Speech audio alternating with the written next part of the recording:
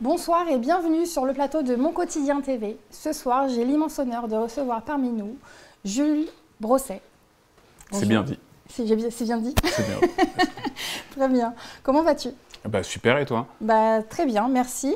Alors, toi, tu es bassiste professionnel. Ouais, c'est ça, intermittent du spectacle. Et youtubeur, alors c'est un bien gros mot, mais j'ai une chaîne YouTube, ouais. D'accord. Voilà. Comment est-ce que tu en es venu à la basse? Qu'est-ce qui s'est passé pour toi? C'est une bonne question, et c'est souvent ce qu'on me pose comme question, parce que personne ne se met à la basse.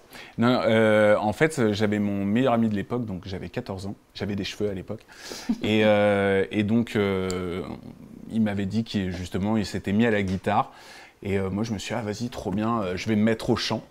Et alors que je suis pas un très bon chanteur. Et puis il m'a dit, non, mais mets-toi à la basse, parce que c'est sûr, tu auras toujours du boulot, et on va galérer à trouver un bassiste. Et moi, en fait, la seule image que j'avais de la basse, en fait, c'était la contrebasse. La contrebasse, ouais. Et je me suis dit, non, mais je vais pas imposer ça à mes parents. En plus, ça doit être super cher, ça doit être super gros. Enfin, voilà. Et il m'a emmené à son cours de guitare avec un certain Gérard Cousin, que je salue. Parce que, donc, du coup, il joue dans mon ancien groupe qui s'appelle The Verge. Et donc, du coup, alors voilà, il avait sa guitare. Et puis, il m'a dit, ah bah tiens, voilà, est-ce que tu veux essayer ça? Donc, ça, c'est une basse. Et puis, tout de suite, j'ai accroché. Et depuis, ça ne m'a plus jamais quitté. Ça fait 20 ans que ça dure. D'accord. Et donc, du coup, quel a été ton parcours avec la basse? Du coup, tu as commencé par faire de simples répétitions entre amis. Et ensuite, comment ça a évolué?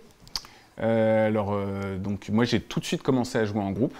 Donc, avec justement mon meilleur pote de l'époque. On a formé un groupe qui s'appelait Bilox. On a fait voilà, 5 ans de répétitions, de concerts, etc. etc.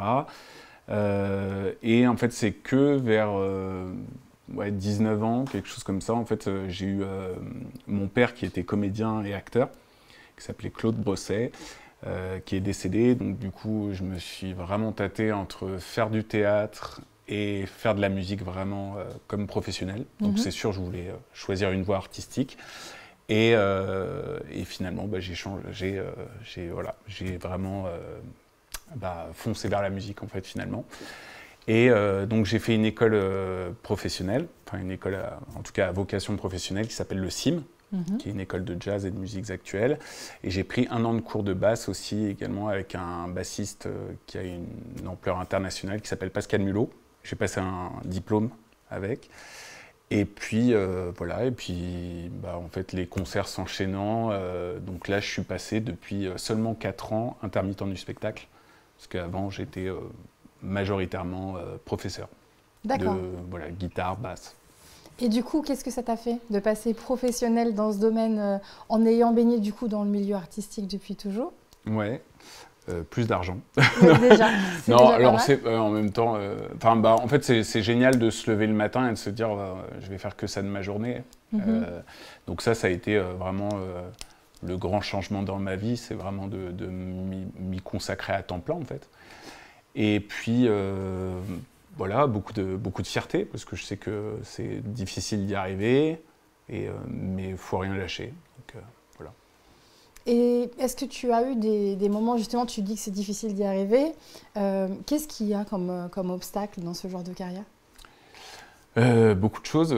Déjà, il faut arriver à joindre les deux bouts parce que justement, c'est difficile en fait de passer le cap vraiment de passer intermittent parce que donc il faut justifier d'un certain nombre de cachets, c'est-à-dire des concerts déclarés. Donc c'est difficile déjà de trouver des gens qui déclarent les cachets. C'est-à-dire que souvent on propose simplement comme ça de la main à la main. Voilà, de la main à la main, exactement, c'est bien dit. Sinon, beaucoup de concerts bénévoles aussi, etc. etc. Donc ça c'est compliqué. Les cours, à moins d'être un pédagogue vraiment très reconnu, c'est pas si bien payé que ça. Donc il faut arriver à passer un certain cap et ouais c'est ça, vraiment avoir un groupe qui a une certaine renommée pour arriver justement à avoir suffisamment de concerts déclarés en fait. Donc c'est là où c'est compliqué et donc du coup moi j'ai plusieurs projets, hein. Je ne peux pas survivre avec malheureusement qu'un seul projet. D'accord, donc du coup tu as plusieurs groupes en ce moment dont tu fais partie. Ouais, Est-ce que tu peux nous en dire plus? Du coup, alors, je joue avec un chanteur toulousain qui s'appelle Alexandre Gonzalez et son nom d'artiste, c'est Artedon. Donc là, ça fait depuis 2017 qu'on joue ensemble. J'ai rejoint depuis peu, et ça c'est la grande fierté du moment, j'ai rejoint un groupe qui s'appelle ADX. Est-ce que tu peux nous en dire plus sur ce groupe? Ouais, alors c'est un groupe de speed metal français. Donc déjà, alors le métal c'est déjà très technique, mais alors le speed metal c'est encore plus technique. Donc c'est vraiment c'est beaucoup de boulot pour y arriver. C'est un groupe, ça fait 41 ans d'existence, si ma mémoire est bonne. Ils ont eu plusieurs pauses, mais en tout cas voilà, donc ça fait vraiment partie des pionniers dans ce style en France. Et voilà, ils ont sorti plus d'une dizaine d'albums. Enfin voilà, c'est beaucoup de choses à leur actif. Ils ont fait des tournées à n'en plus finir. Voilà, donc j'espère que voilà, ça va continuer dans ce si bon chemin. Ça va être une belle fierté pour toi, après ces obstacles, tout ce que tu as passé, d'arriver dans un groupe avec une telle renommée. Ouais, c'est super cool. Surtout que moi, je fais partie des gens qui sont pas doués à la base en musique. Il y a vraiment des gens qui ont des prédispositions, c'est-à-dire avec l'oreille absolue, un super sens du tempo, etc. Et moi, c'était pas du tout mon cas. Donc finalement, ça fait plaisir, voilà, avec le recul, tout ce chemin parcouru, en fait. C'est une belle leçon de vie aussi, de dire que même si on vient d'un peu plus loin que les autres, avec travail, force et régularité, on arrive à atteindre un bon niveau. Ouais, c'est ça, ouais. Bah, moi, de toute façon, je crois qu'il y a une seule chose, c'est le travail. Donc, c'est une valeur sûre. Voilà, le truc, c'est que, justement, pour moi, c'est ça aussi, et ça, j'ai mis du temps à le comprendre, hein, mais finalement, c'est ça qui permet de s'en sortir aussi, c'est le travail, parce qu'en fait, il y en a qui confondent ce métier, parce que c'en est un, avec juste de l'amusement. Mais sauf que si on fait les choses sérieusement, et voilà, en fait, qu'on a, je sais pas, qu'on a une journée complète, en fait, finalement, hein, là, au final, ça passe sans trop de difficultés. Ça ressemble à quoi, la journée type d'un bassiste ? Alors bon, je me lève super tôt parce que du coup j'ai un enfant depuis voilà, 18 mois, bientôt 19. Félicitations. Merci. Donc quand l'émission sortira, ça sera plus tard. Mais ouais, donc du coup, en fait, moi là, déjà je me lève vers 6h du matin et après, du coup, en général c'est café et puis tout de suite je me mets sur l'instrument. Je crois que c'est à peu près ça. Et voilà, après beaucoup de répertoire à travailler. Beaucoup de téléphones à faire sonner parce que je démarche aussi pas mal pour mes projets. C'est-à-dire que c'est toi qui prospectes entre guillemets les événements, les concerts Ouais, alors pas que, heureusement je suis pas tout seul à faire ça parce que c'est quand même assez pénible. Mais ouais, je passe beaucoup de temps à faire sonner vraiment les portables, j'envoie des mails, je fais des relances, etc. Donc ça me prend aussi malheureusement. Je dis malheureusement parce que ce qui est génial par exemple avec un groupe comme ADX, c'est qu'il y a un tourneur. Il y a vraiment quelqu'un qui est payé pour faire ça. Oui, par rapport à l'ampleur du groupe, du coup, il y a une personne voilà, qui s'occupe de ça à temps complet. Ouais, c'est ça, donc ça c'est génial parce que finalement toi tu peux te consacrer uniquement à la musique quoi, et à l'aspect créatif. D'accord. Et donc, du coup, donc tu passes pas mal de coups de fil, tu bosses ton instrument. Ouais, c'est ça, répertoire, je bosse des exercices, je donne des cours aussi, en plus, parce que c'est quelque chose qui m'a jamais quitté la pédagogie, j'aime bien aussi transmettre. Et voilà, et puis je crée des vidéos aussi, de temps en temps, justement, pour ma chaîne YouTube. Alors, tu as une chaîne YouTube qui s'appelle Les Gammes de Jules. Ouais, c'est ça. Ok. Est-ce que tu peux nous en dire plus? Qu'est-ce que tu donnes comme conseil ou comme cours sur cette chaîne? Donc ça, c'est une chaîne YouTube. Alors, elle a pas mal de temps. Voilà, j'ai pas non plus pléthore d'abonnés. Je dois être pas loin de 5000. Alors, donc du coup, moi, j'interviewe des bassistes qui, pour moi, méritent d'être connus et qui accompagnent des gens connus aussi, d'ailleurs. Comment tu les choisis? En fait, je suis intervenant aussi pédagogique dans un truc qui s'appelle Bassiste Magazine et donc du coup, souvent, je vois les noms un peu du moment et tout ça et c'est des gens à chaque fois super inspirants et puis c'est des gens de toute façon qui sont très doués, qui ont une identité très forte, donc voilà. Tu rebascules d'un média à l'autre, du coup, les contacts ouais, de l'instant. Ouais.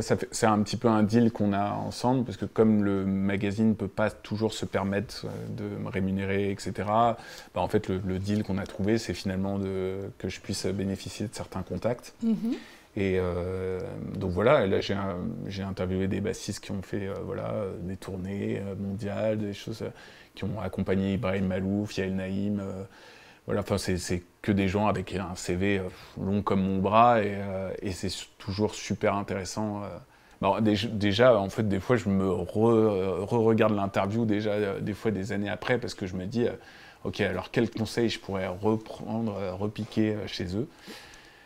Donc ça, après je donne des exercices, je raconte quelques anecdotes, je raconte aussi... Anecdotes sur des concerts ou d'anecdotes Ouais, des anecdotes pourries sur des concerts, sur des tournées, tout, parce que je trouve que c'est toujours drôle. Tu peux nous en raconter une là sur le plateau? Une anecdote que j'avais déjà racontée... alors c'était, moi j'ai fait, en fait si tu veux, j'ai fait pas mal de tournées et tout, des trucs comme ça, et j'ai fait une tournée dans des prisons. Voilà, donc c'était assez incroyable, vraiment comme expérience.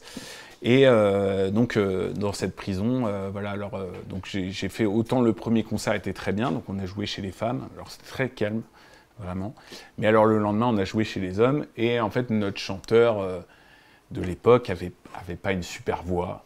Et voilà, et donc au tout début, on a joué un peu avec tout le groupe et tout, et puis après, lui, il a chanté tout seul, avec sa guitare pendant 20 minutes, et j'entendais, les détenus dire, mais je vais le défoncer, quoi. J'en ai marre de cette voix. Et j'étais là, et je sentais les tensions s'accumuler, et je me suis dit, ok, il faut arrêter. Et alors, je lui faisais des grands signes comme ça, voilà, et donc du coup, il m'écoutait pas. Bon, voilà, et au final, ça s'est passé. Donc on est parti, on rentrait, et puis là dans le van du retour, il me dit j'ai peut-être été un peu en dessous quand même. Légèrement. J'étais là, je lui dis merci. Voilà. Donc voilà, ouais, des tutos, des exercices, plein de trucs, voilà. Et en gros, ma chaîne YouTube, c'est tout autour de la basse. Voilà. Tu l'as mise en place il y a combien de temps cette chaîne? Je sais pas, c'est assez vieux, 2013, tu vois, un truc comme ça. Ah oui, quand même. Ouais, 2014. J'ai pas été toujours très régulier en fait. Et on va dire que avec les réseaux sociaux, quand t'es pas régulier, l'algorithme te le fait payer. Ouais, l'algorithme n'aime pas trop ça, en effet. C'est ça. Et du coup, comment on continue d'évoluer quand on est arrivé à ton niveau dans ce domaine? Je considère pas. Non, mais bon, je veux dire, c'est devenu ton métier. Enfin, je veux dire, t'es professionnel. Comment est-ce qu'on continue encore à monter en compétences et à performer? Je considère... en fait, si tu veux, je pense qu'un peu tous les musiciens passent par là. C'est-à-dire qu'en fait, au tout début, les progrès sont super visibles. Très très vite, c'est-à-dire qu'on voit qu'on va beaucoup plus vite, etc., etc. Et puis en fait, plus on avance et plus les progrès se mesurent différemment. C'est-à-dire que, je sais pas, par exemple, j'ai l'impression d'avoir évolué dans mon écoute. C'est-à-dire que je m'acclimate beaucoup plus vite dans un groupe dans lequel je viens d'arriver, etc. Enfin, souvent on m'a fait la gentille remarque, enfin, ça m'a fait super plaisir.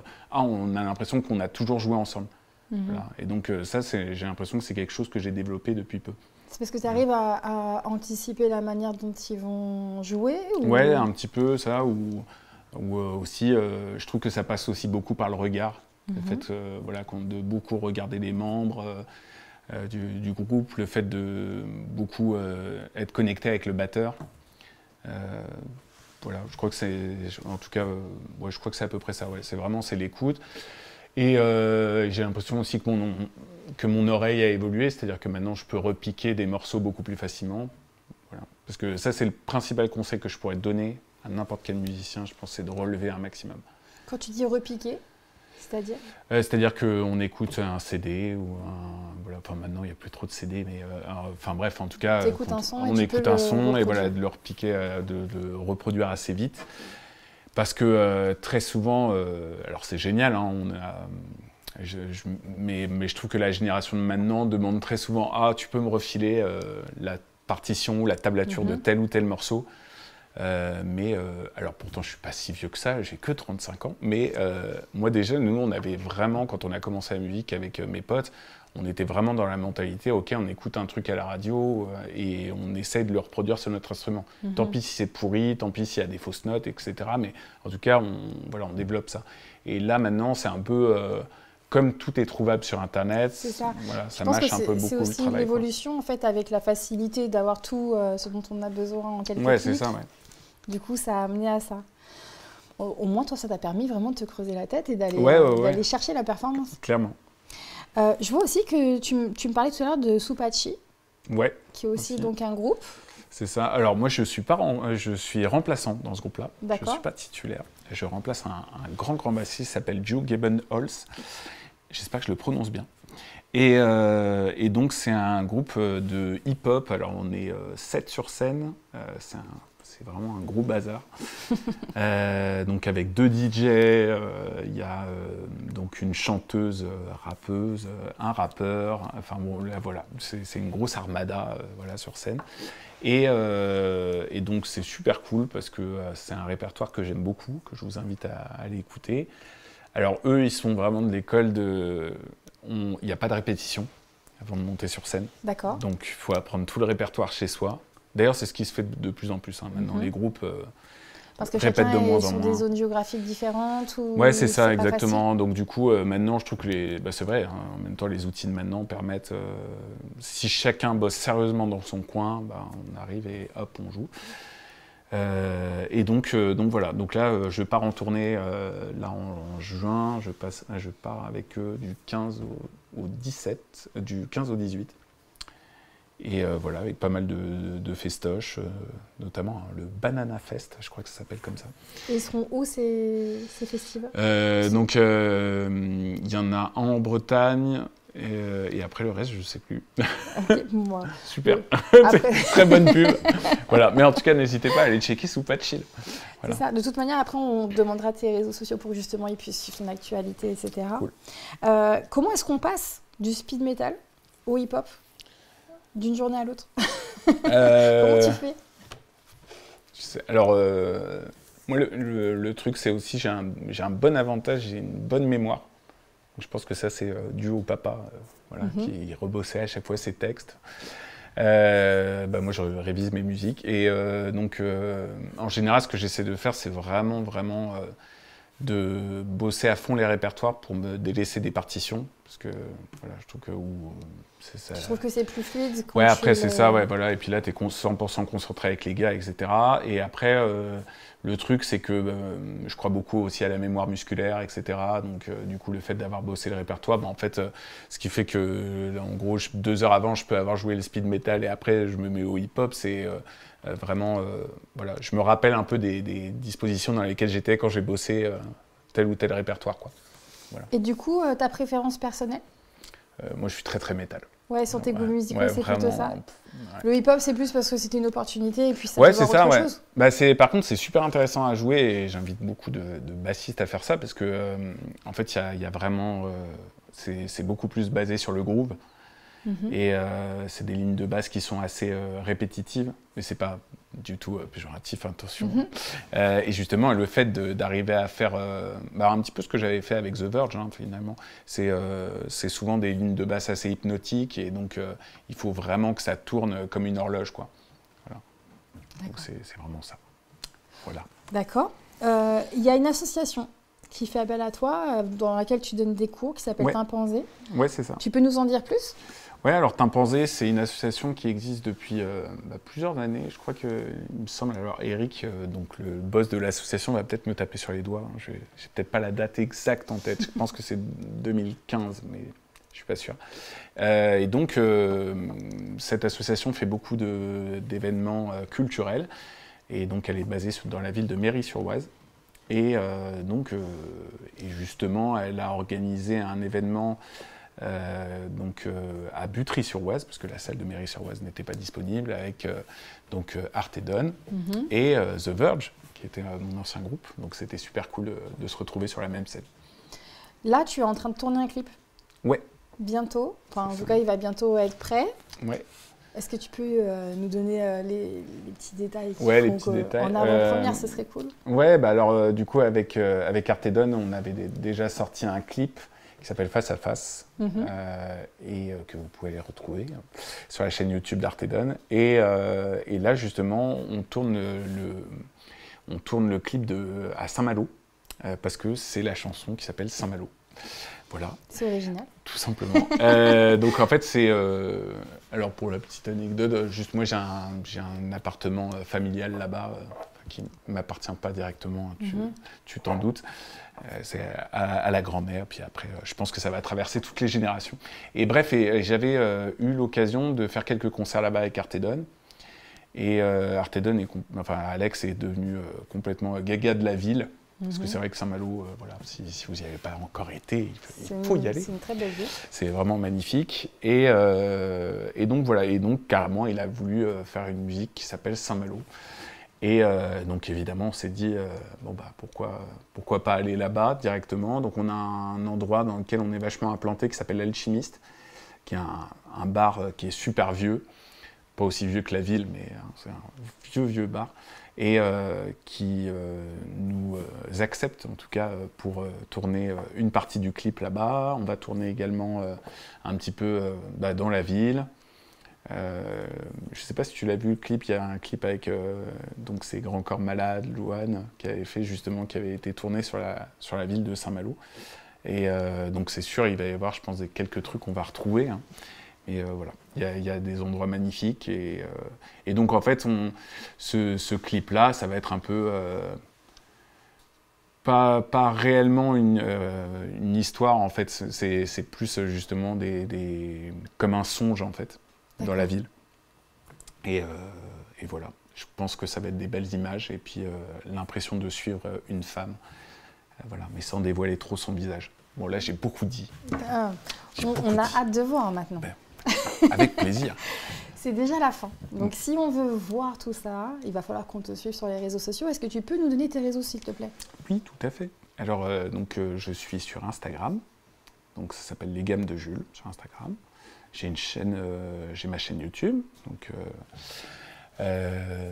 qui s'appelle Les Gammes de Jules. J'ai également un Facebook à ce nom-là. Après, je suis plus actif sur mon Facebook perso, Jules Brosset, vous pouvez m'ajouter. Voilà. Déjà 2800, je crois, mais bon, je ne les connais pas tous. Et puis après, sinon, la chaîne YouTube d'Artedon. Et voilà, ADX, évidemment. Et je crois que c'est à peu près tout. Voilà. Et Chiara aussi, une chanteuse que j'accompagne depuis peu aussi, voilà, qui fait de l'électro. Voilà. D'accord, ah oui, donc toi, tu es vraiment sur, plein de domaines différents partout, au niveau musical. Ok. Voilà. Et ben écoute, en tout cas, merci d'avoir été présent sur le plateau. Merci à toi. Est-ce que tu veux prendre le mot de la fin? Surtout, lâchez rien. Et le travail, ça paye.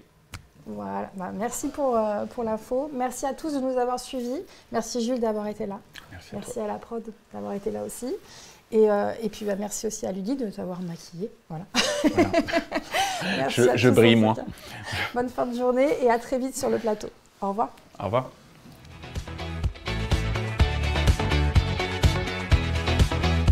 Non.